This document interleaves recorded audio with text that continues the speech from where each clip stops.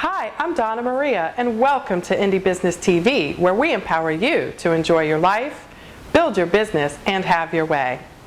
When I was young, I was an avid tennis player. In those days, I was actually good enough to have a professional tennis coach. I had a two-handed backhand, which was my weak spot, but my forehand was blistering.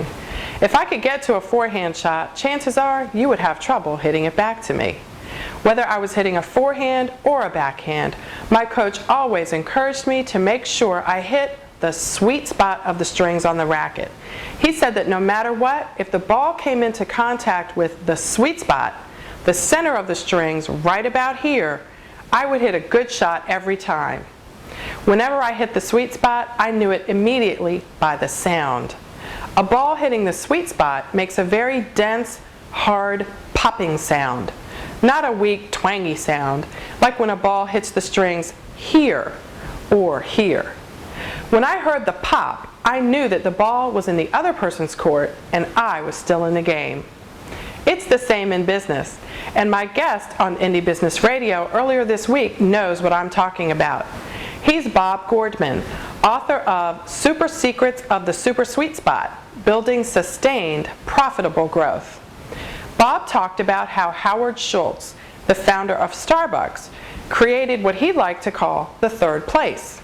That is, if you're not at home or at work, Schultz wanted you to be at the third place, which of course is Starbucks. Schultz created an experience that just happened to sell coffee. This experience essentially meant that Starbucks didn't have to compete on the price of its coffee. This is clear since a medium macchiato costs nearly $4, and that's without any extra toppings or bells and whistles. You can enjoy my interview with Bob Gordman at indiebusinessradio.com. Last night, I hosted the first of 4 group coaching sessions on the topic of The Riches Are in the Niches. If you missed that session and you're a member of IBN, you can listen to it at the link at the bottom of this video. Last night's homework assignment was to identify your sweet spot. If you don't have one, the homework was to find one. Next week, we'll talk about what everyone discovered about their sweet spot. We'll help each other narrow business down to its lowest common denominator and find ways to approach our target customer, our sweet spot, efficiently and cost-effectively.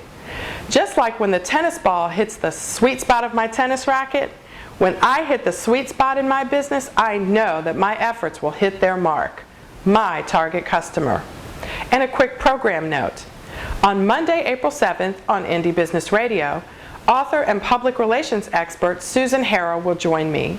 Susan has authored several books on partnering with the media to gain favorable publicity for your business, and we'll be picking her brain for her best PR secrets.